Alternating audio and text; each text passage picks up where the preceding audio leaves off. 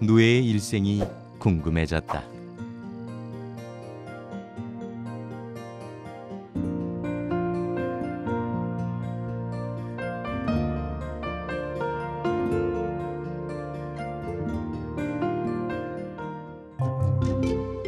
마치 알이 부하듯 누에고치가 잔잔히 요동을 치기 시작한다.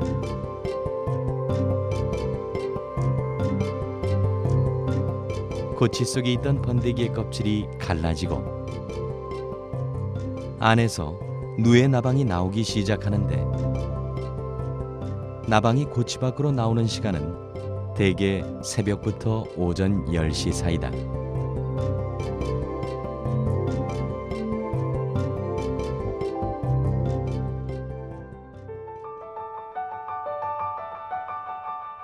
누에 나방은 태어나자마자 본연의 임무를 시작한다. 암컷은 수컷을 유인하기 위해 꼬리 끝에서 페로몬을 분비한다.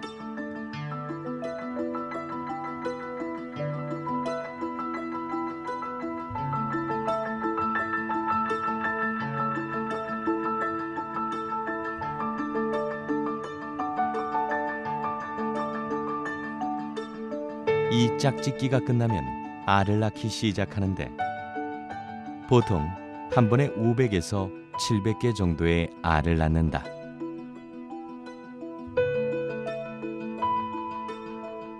많은 양을 낳지만 꼬리 끝으로 알 낳을 곳을 찾으면서 한 개씩 겹치지 않도록 낳는다.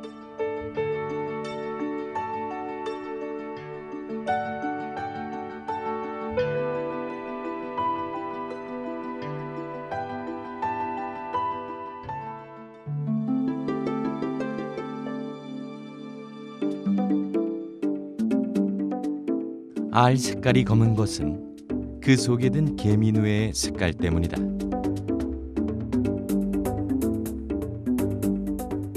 알에서 깨어난 누에를 개미누에 혹은 일령누에라고 하는데, 누에가 첫잠을 자기 전 상태를 말한다. 누에 역시 사람과 마찬가지로 태어나면 바로 한 살로 친다.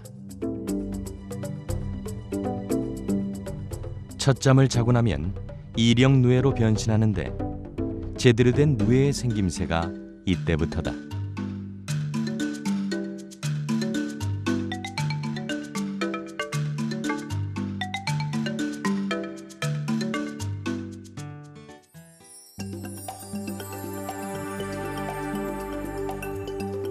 다른 곤충들과 마찬가지로 누에도 몸이 커지려면 허물을 벗어야 한다. 누에는 피부가 잘 늘어나지 않기 때문에 탈피는 성장을 위한 필수 요건이다.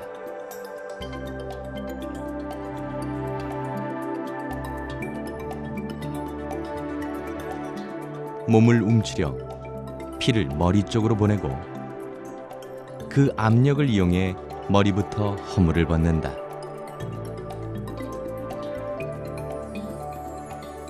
머리에서 꼬리까지 모두 빠져나오면 마지막으로 얼굴을 가리고 있던 가면까지 벗어던진 후 새로운 모습으로 태어난다.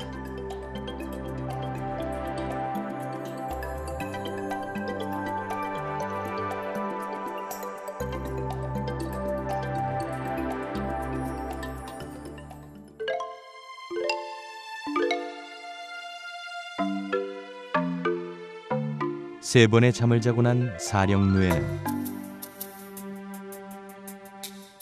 이전에 비해 먹어치우는 뽕잎의 양이 크게 증가한다.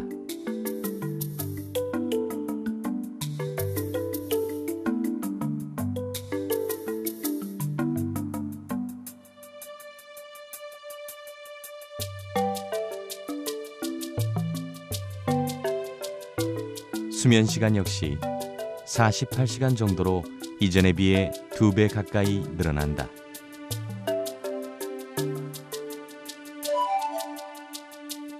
누에는 수면 시 고개를 들고 자는데, 건강할수록 고개를 빳빳이 들고 잔다. 이제 마지막 잠을 자고 나면 오령누에가 된다. 험악스런 무늬로 얼굴을 감추고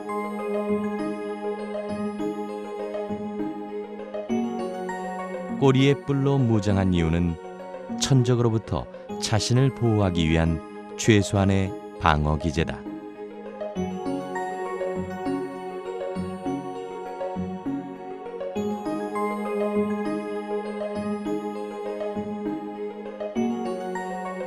누가 빼앗아 가기라도 할까봐 가슴발로 뽕잎을 잡고 야무지게 먹어댄다.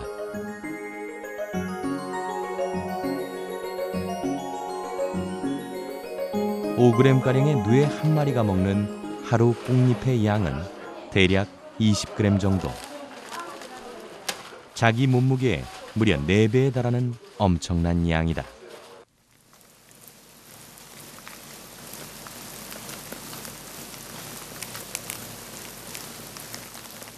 누에가 뽕잎을 갉아먹는 소리는 마치 봄비가 내리듯 서정적인 소리로 한국의 아름다운 소리 백선에도 포함된다.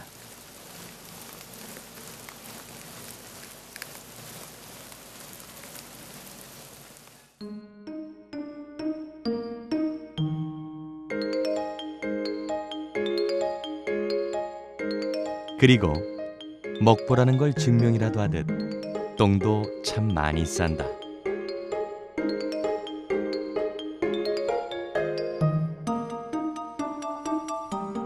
누에 똥은 마치 별 모양처럼 생겼는데 그 이유는 누에 창자의 단면 모양이 별처럼 생겼기 때문이다.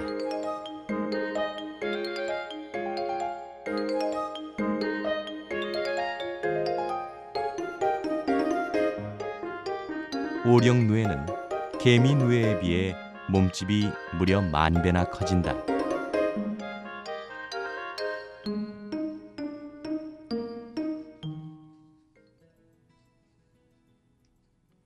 오령누에가 되고 일주일 정도 지나면 이제 본격적인 고치짓기에 돌입한다.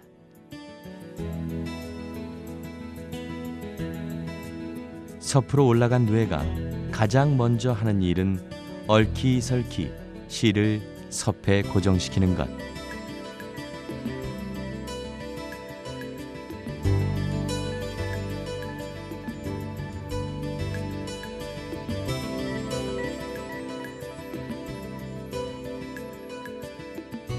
누에는 입 밑에 있는 토사관에서 실을 토해 코치를 짓는다.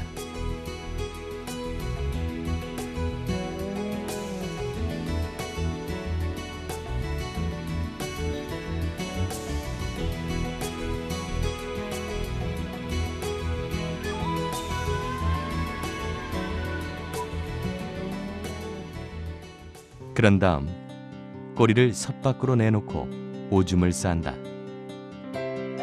7주간의 생애 중 처음이자 마지막으로 하는 이 행위는 고치를 짓기 전 마지막 한 방울까지도 다 비워내는 일종의 의식이다.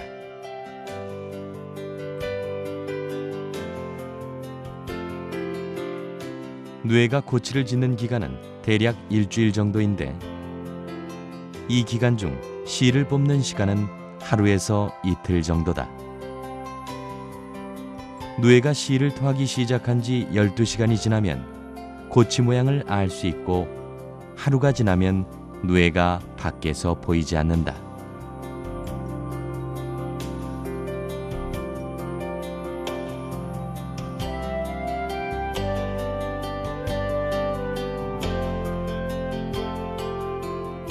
고치는 누에가 자신의 몸을 보호하기 위해 입는 일종의 갑옷 같은 것이다. 녀석에게는 더없이 단단하지만 그것을 인간에게 내어줄 때는 최고의 부드러움을 담아 선사한다.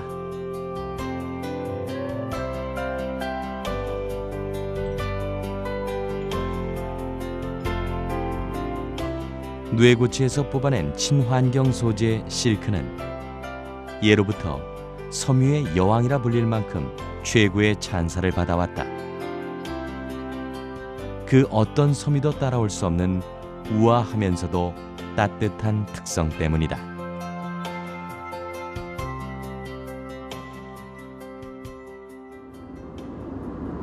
전국에서 유일하게 명주 5일장이 남아있는 고장 상주. 대를 이어 명주를 짜고 있는 한 곳을 찾았다.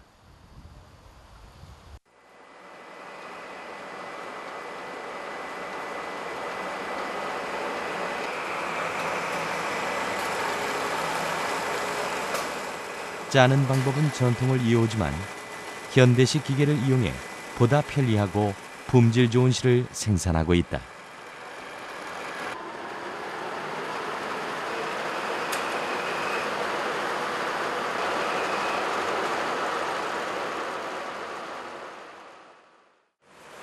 요 실이 누에서 나온 건가요?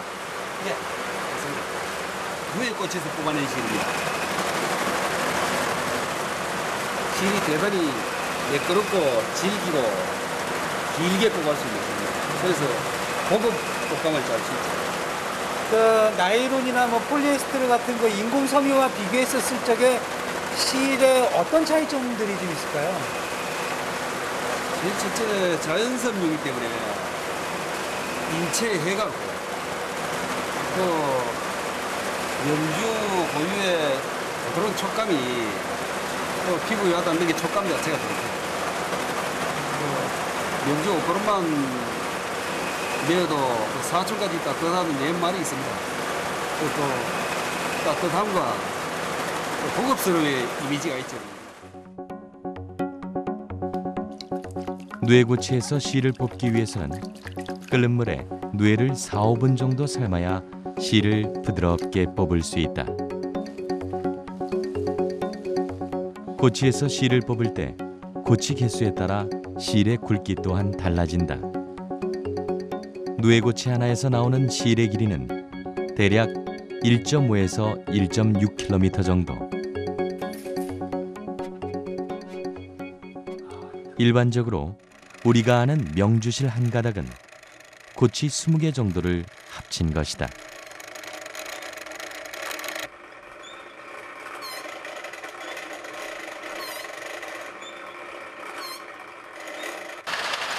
이렇게 뽑아낸 명주실은 시실과 날실이 한 올씩 교차하며 명주로 탄생된다.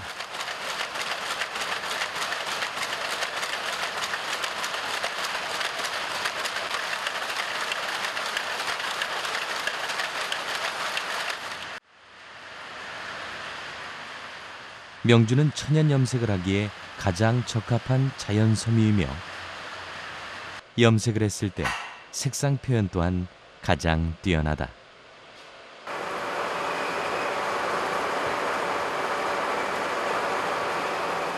그럼에도 실크 산업은 예전만큼 호황을 누리지 못하고 있는 게 현실이다.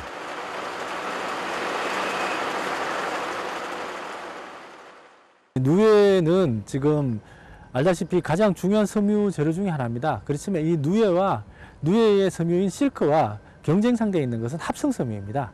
이 합성 섬유가 지속적으로 많아짐에 따라서 누에 생산량이 줄어들게 되고요.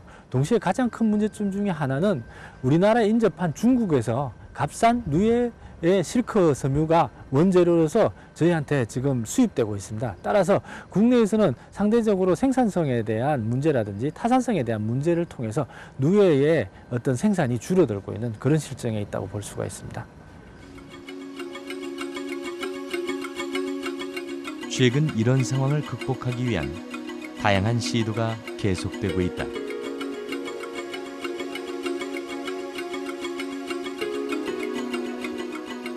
실크 섬유의 장점은 그대로 유지하면서 염색이 필요 없는 컬러 누에가 탄생했다.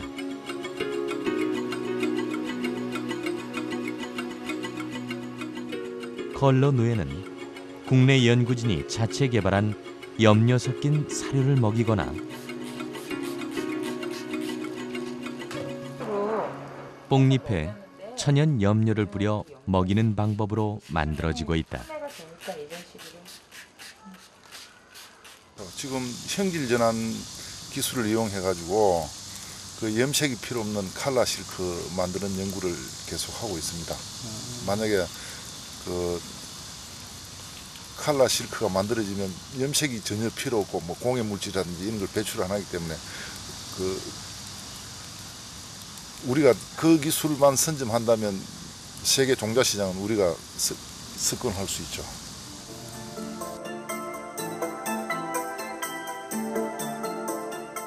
컬러거치는 섬유의 염색 과정에서 오는 환경오염을 막을 수 있는 대안으로 현재 진화를 거듭하고 있다.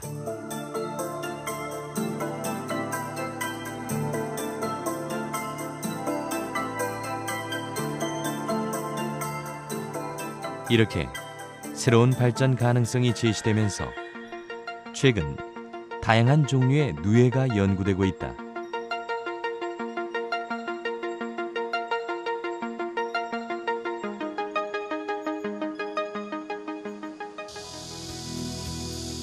야생에서만 사는 누에 찬잠은 제주도가 원산지로 뽕잎이 아닌 참나무 잎을 먹고 산다. 몸통에서 뱉어내는 실이 일반 누에보다 훨씬 부드러워 최고의 명주로 극찬받는다.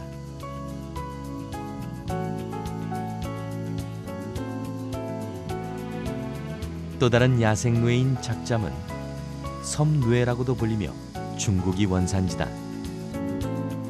집누에에 비해 몸이 크고 털이 많이 나 있다.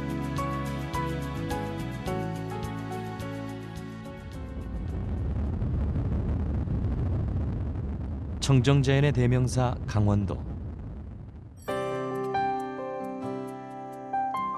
이곳에서 4대째 누에를 치고 있다는 한 농가를 찾았다.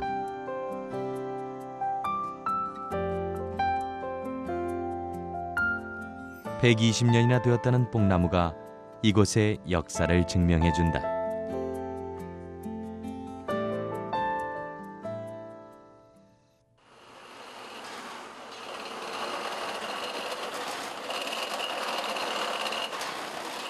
다른 농사에 비해 특히 까다롭다는 누에 농사.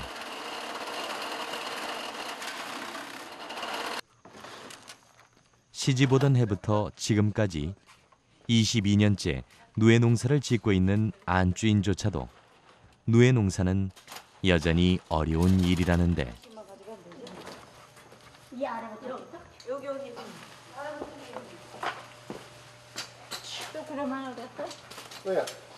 내일쯤에는 자겠는데. 하루 3번 정해진 시간에 맞춰 뽕잎을 주어야 한다. 많이 먹어야 돼. 더군다나 깨끗하고 신선한 뽕잎이 아니면 먹지 않는다.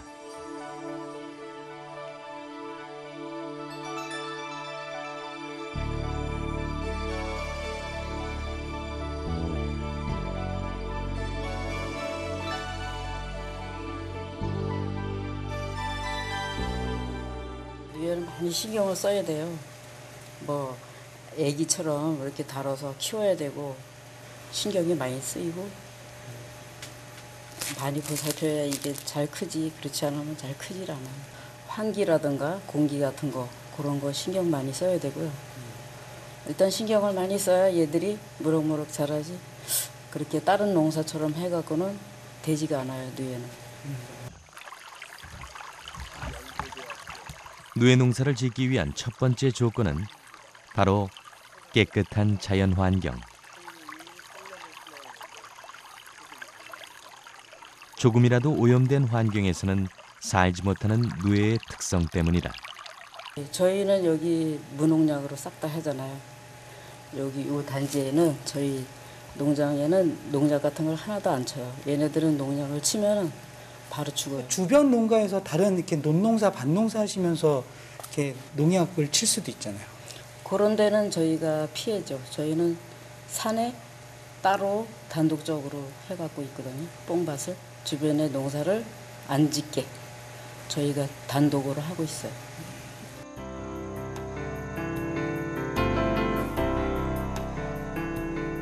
누에가 살 수 있는 청정한 환경을 만들려는 노력 덕분에 우리는 이곳에서 오염되지 않은 깨끗한 곳에서만 사는 반가운 녀석들을 만날 수 있었다.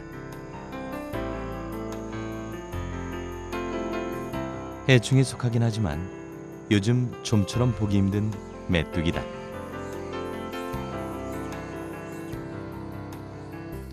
농장 주인은 1km 떨어진 곳에서 직접 뽕나무를 경작한다. 질 좋은 뽕나무를 심고 친환경으로 재배하기 때문에 뽕잎의 품질은 두말할 필요가 없다.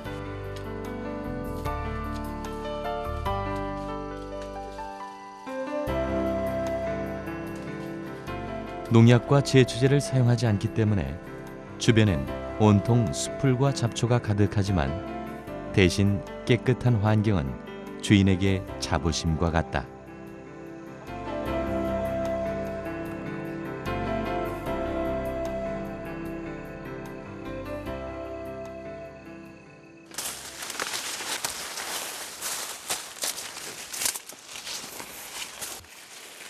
여기 보면 야생누에도 있어요, 이렇게. 이제는 좀처럼 보기 힘든 야생뇌가 살고 있을 만큼 청정하다. 아무래도 풀 잡는 게 제일 힘들죠. 농약을 치면은 뽕잎도 좋고 일하기도 좋고 그런데 그 농약이라는 어떤 그 자체가 땅 속에 들어가면은 아무래도 뿌리에서 먹고 또 다시 올라오니까 일단 이 뽕잎은 사람이 먹는 거니까 일단 사람은 좋은 걸 먹자. 좋은 걸 먹어야 되는 거죠. 누에도 농약 먹은 뽕잎은 안 먹으면 됩니다. 누에는 더하죠. 사람은 담배 피도 뭐 몇십 년은 사는데 누에는 며칠을 못 가죠. 예, 시름시름 뭐 한 2, 3일 만에 죽어요. 누에는 정말 오염된 환경에서는 살지 못할까? 간단한 실험을 통해 확인해 보았다. 먼저 과수원에서 해충을 잡기 위해 사용하는 DDVP라는 농약을 실제 사용 농도인 1000ppm 수준으로 처리했다.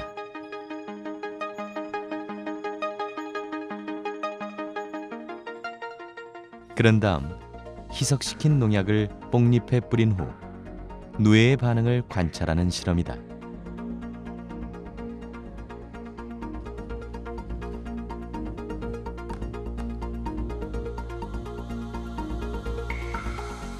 아무것도 모르는 누에는 평소처럼 뽕잎을 먹기 시작했다.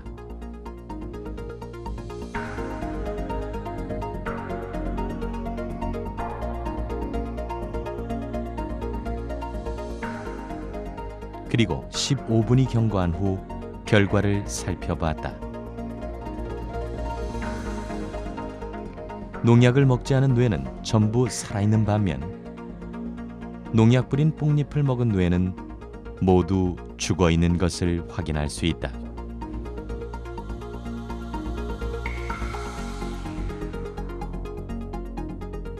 누에는 이렇게 보시다시피 날라온 농약에도 피부에 닿기만 해도 죽는 그런 지표곤충이 되겠습니다. 만약에 뽕나무가 농약이 치는 구역이라면 거의 양잠이라든지 누에를 칠 수 없는 그런 구역이라고 저희들이 이 실험을 통해서 알 수가 있겠습니다. 이처럼 깨끗한 환경에서만 생존하는 누에가 만든 고치는 오래전부터 수술용 실로 사용될 만큼 인체 안전성이 검증된 재료다.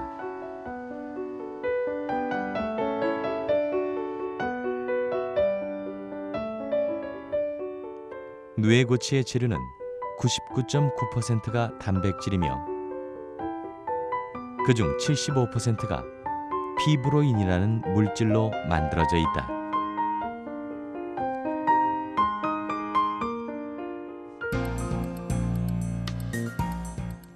고치에서 뽑은 실 한 가닥을 2000배 확대해보면 피브로인과 세리신이라는 물질로 쌓여 있다.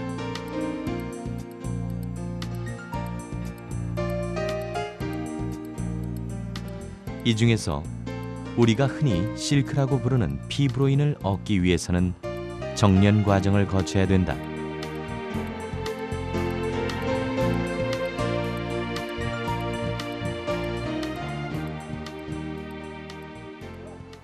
일반적인 그 자연계는 고분자 재료들 같은 경우나 합성 고분자 재료들 같은 경우는 보통 유기용매라고 이야기하는 어떤 것들을 쉽게 용하게 됩니다. 이제 거기에 비해서 이런 실크 단백질 같은 경우는 아주 구조적으로 안정되어 있는 물질이 돼가지고 잘 용하게 되지 않습니다. 그래서 그것을 용해시키기 위해서 저희들이 이제 이렇게 특수한 염들을 사용해가지고 실크를 녹여서 순수하게 실크만 우리가 성형하기 좋게끔 이렇게 용액을 만드는 거죠. 이렇게 용액 베이스를 만들게 되면 이 용액을 가지고 저희들이 다양한 형태의 재료들을 만들 수가 있습니다. 최근에는 세계 최초로 실크 단백질을 응용한 인공고막 개발에 성공했다. 실크 인공고막은 재생기간이 2주에서 4주 정도로 짧으며 피부 재생률 또한 98%에 가깝다. 기존에 가장 좋은 재료라고 이야기한다면 자기 몸에서 빼는 근육막이라 그러는데요. 그럴 경우에는 2차적으로 수술이 들어가야 되고 또 재생기간이 상당히 좀 상처가 아무데 긴 시간이 필요합니다. 그에 비해서 비슷한 정도의 고막 재생 효율을 가지고 있으면서도 아주 간단하게 저쪽에 보신 것처럼 이렇게 붙여서 고막을 재생시킬 수 있다는 게 이 실크 소재의 장점이 되겠죠. 실크 단백질의 이런 특성을 이용해 인공뼈 개발과 관련된 연구가 현재 한창 진행 중이다.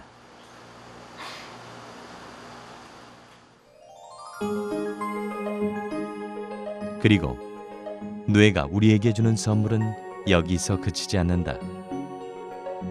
고대부터 명약으로 전해오는 동충하초. 동충하초의 대량 생산이 가능하게 한 숙주가 다름 아닌 누에. 야생에서 채취되는 동충하초는 주로 죽은 곤충에 기생하여 크기가 작으며 품질이 균일하지 못한 것이 문제였다.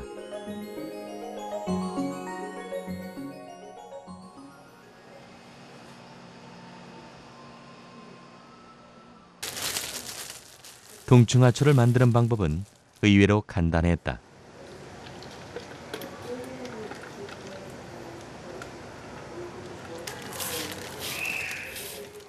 살아있는 누에에 동충하초의 종균액을 뿌리거나 발라주면 일정 시간이 지난 후부터 살아있는 누에의 몸 안에서는 균사가 자라기 시작한다. 균이 균사로 발화하기 위해서는 온도와 습도를 맞추는 것이 가장 중요하다. 90% 이상의 습도를 유지하기 위해 비닐을 씌운 채 8시간 정도를 둔다. 누에에는 굉장히 다양한 기능성이 있기 때문에 그것을 동충하초를 접종해서 먹음으로써 같이 좋은 효과를 이렇게 얻기 위한 것이죠. 그 대신에 이제 다른 일반 현미라든지 이런 데서도 배양은 가능합니다만은 그 동충하초라는 그 의미 자체가 곤충의 몸을 통해서 생산되는 그러한 균이기 때문에 그 누에를 이용하는 것은 가장 이상적인 그러한 인공 재배 방법이라고 판단이 됩니다.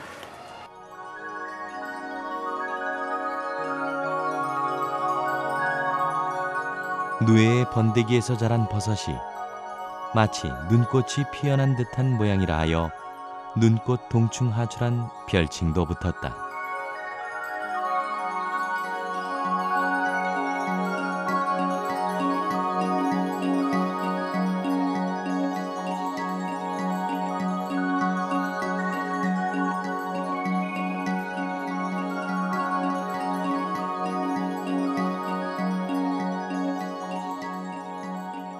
(7주간의) 짧은 생애를 살다 가지만 누에는 매 순간 자신의 존재 이유에 충실했다.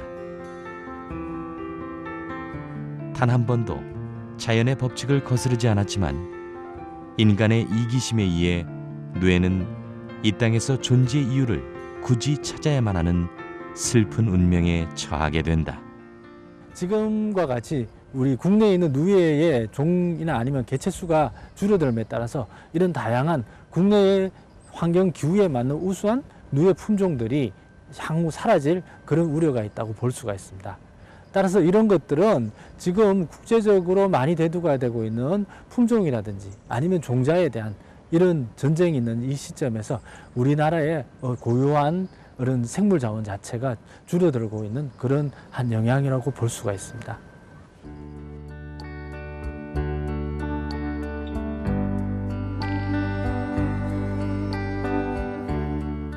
누에는 오랜 친구인 인간에게 자신의 모든 것을 아낌없이 내어줬다.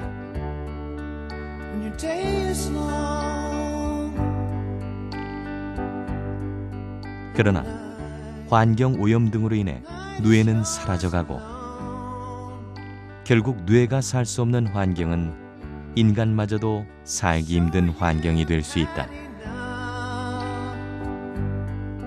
지금처럼 이렇게 누에가 우리 곁에서 사라져간다면 우리 아이들의 미래엔 누에를 보기 힘들어질 것이고, 그렇게 된다면 그들은 인간과 자연이라는 공존의 의미를 알 수 없을지도 모른다.